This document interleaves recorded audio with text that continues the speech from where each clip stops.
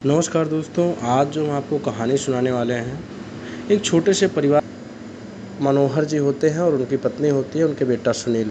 ये 3 लोग परिवार में टोटल होते हैं और उनका बेटा होता है मनोहर जी, पोस्टमैन होते हैं और वो अपने बेटे को शुरू से इंग्लिश मीडियम में पढ़ाते हैं उसका हाई स्कूल होता है।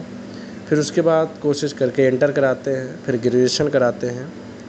जब ग्रेजुएशन उसका हो जाता है तो वो दोस्तों मुंबई कमाने के लिए चला जाता है। वहाँ पे काम करता है, बहुत मेहनत से काम करता है। काम करने के बाद दोस्तों 1 साल होता है जब वो घर आता है। फिर घर आता है तो घर आने के बाद 15 दिन की छुट्टी आया रहता है।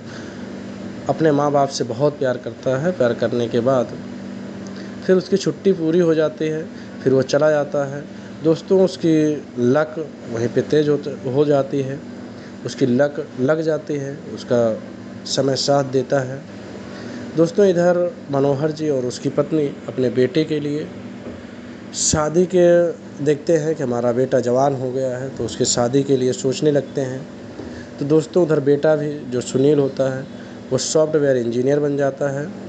उधर सॉफ्टवेयर इंजीनियर बन जाता है तो वो भी बताता है कि पापा जी, माता जी, हम यहाँ पे सॉफ्टवेयर इंजीनियर बन गए हैं और यहाँ पे अच्छी खासी सैलरी मुझे मिल रही है।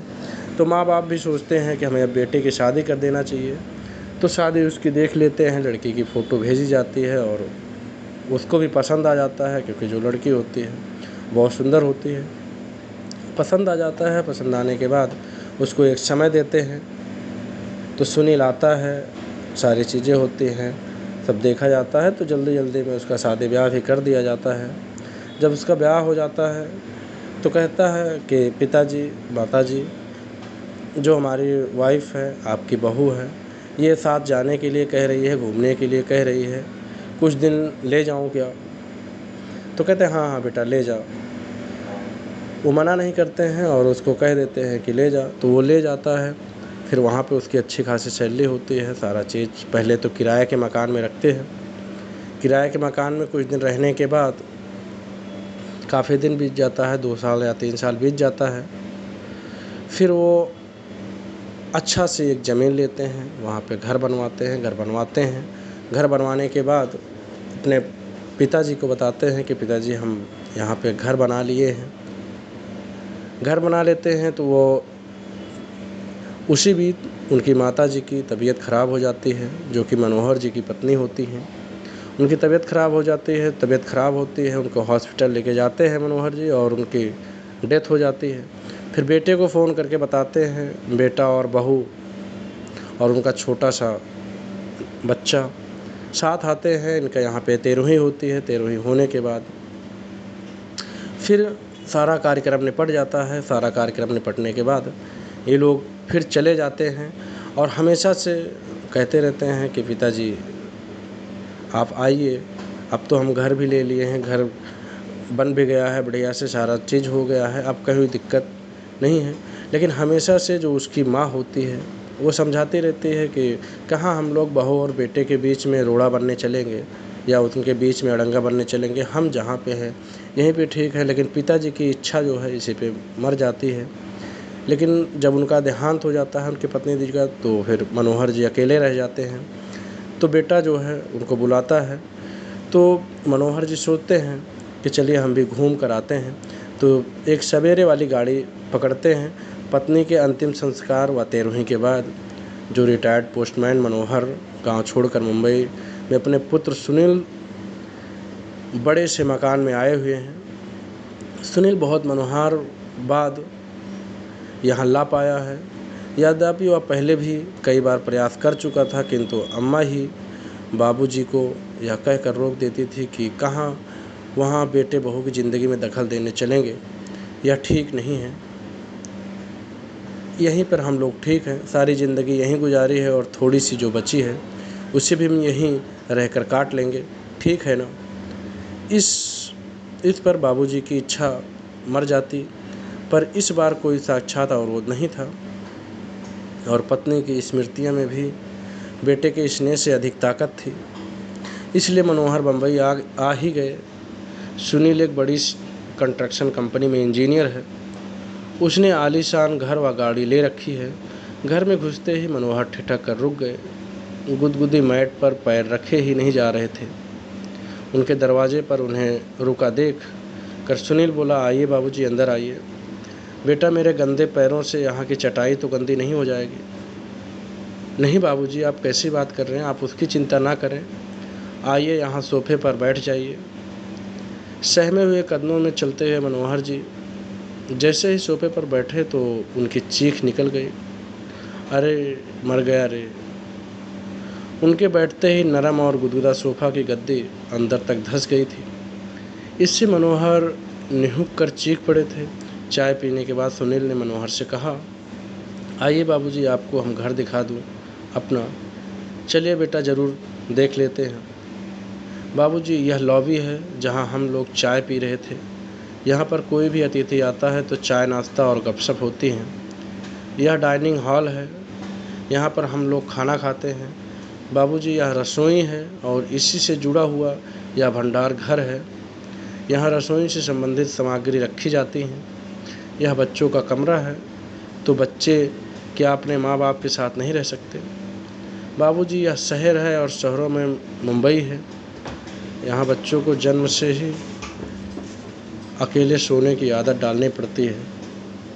माँ तो बस जन्म समय समय पर उसे दूध पिला देती है और उसके शेष कार्य बेबी सीटर आकर कर जाती है। थोड़ा ठहर कर सुनील ने आगे कहा, बाबूजी, यह आपकी बहू और मेरे सोने का कमरा है और इस कोने पर यह गेस्ट रूम है। कोई अतिथि आ जाए तो यहीं ठहरता है। यह छोटा सा कमरा पेस्ट के लिए है। कभी कोई कुत्ता आदि पाला गया तो उसके लिए व्यवस्था कर रखी है। सीढ़ियाँ पर चढ़कर ऊपर पहुँचे सुनील ने लंबी चौड़ी छत के एक कोने में बने एक टीन की छत वाले कमरे को खोलकर दिखाते हुए कहा कि बाबूजी, यह घर का स्टोर रूम है, कबाड़ खाना है। घर की सब टूटी फूटी बेकार वस्तुएं एकत्र कर दी जाती हैं और दिवाली होली पर इसकी साफ सफाई कर दी जाती है। ऊपर ही यह एक बाथरूम है, टॉयलेट बना हुआ है। मनोहर ने देखा कि इसी कबाड़ खाने के अंदर एक फोल्डिंग पड़ी हुई है, चारपाई है जिस पर बिस्तर लगा हुआ है और उसी पर उनका झोला रखा हुआ है। मनोहर ने पलटकर सुनील की तरफ देखा किंतु वह नीचे जा चुका था।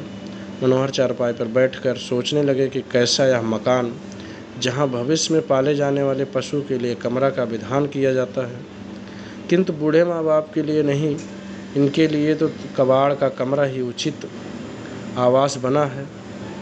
यही अभी मैं कबाड़ नहीं हुआ हूँ। सुनील की माँ की सोच सही थी। वह मुझे कहते थे कि यहाँ नहीं आना चाहिए था। अगली सुबह सुनील मनोहर के लिए चाय लेकर ऊपर गया तो कक्ष को खाली पाया। बाबूजी का झोला भी नहीं था। वहाँ उसने टॉयलेट और बाथरूम भी देख लिए किंतु बाबूजी वहाँ नहीं थे। वह झट से उतर कर नीचे आया तो पाया कि मेन गेट खुला हुआ है। उधर मनोहर टिकट लेकर गांव वापसी के लिए सवेरे वाली गाड़ी में बैठ चुके थे। उन्होंने कुर्ते की जेब में हाथ डालकर देखा कि उनके पास घर की चाबी मौजूद है कि नहीं, लेकिन उन्होंने जब कुर्ते में हाथ डाला तो उसमें चाबी थी और उन्होंने उसे कस कर मुट्ठी में पकड़ लिया। चलते हुए गाड़ी में उनके चेहरे को छू रही हवा उनके इस निर्णय को और मजबूत बना रही थी। तो दोस्तों, अब आप ये सोचिए कि कुत्ते के लिए आप मकान बना लिए, गेस्ट के लिए आप रूम बना लिए, गेस्ट के लिए डाइनिंग टेबल बना लिए, गेस्ट के लिए लॉबी बना लिए। दोस्तों, बूढ़े माँ बाप को एक कबाड़ के रूम में ले जाके रख दिए। क्या उनकी वही हैसियत है? क्या उनकी वही औकात है? जिन्होंने आपको जन्म दिया, जिन्होंने आपको पाल पोस के इतना बड़ा किया, उंगली पकड़कर चलना सिखाया और आपको अच्छी शिक्षा दी, आपको अच्छा पढ़ाया लिखाया, फिर आपको बाहर आप कमाने गए, अब आप सक्सेस हो गए, एक सॉफ्टवेयर इंजीनियर बन गए, एक कंस्ट्रक्शन कंपनी में इंजीनियर बन गए, तो आप अपने बूढ़े माँ बाप को भूल गए। क्या उनके लिए एक अच्छा कमरा नहीं हो सकता? दोस्तों, इस कहानी का सुनाने का मकसद केवल यही है कि अपने माँ बाप की इज़्ज़त ज़रूर करें। नहीं तो दोस्तों, जो हमारे भी बच्चे हैं वो हमारी इज़्ज़त नहीं करेंगे। जैसे हम अपने माँ बाप के साथ करते हैं वैसे ही मेरे साथ होगा, लेकिन ये हमें समझ नहीं आता है। धन्यवाद दोस्तों। आप इस कहानी को ज़्यादा से ज़्यादा शेयर कीजिए और अपने माँ बाप को अच्छी सेवा ज़रूर करें। जैसे कि हम उनका कर्ज तो कभी उतार नहीं सकते, लेकिन उनके अच्छी सुविधा दे सकते हैं और उनके बुढ़ापे में उनका सहारा बन सकते हैं। धन्यवाद।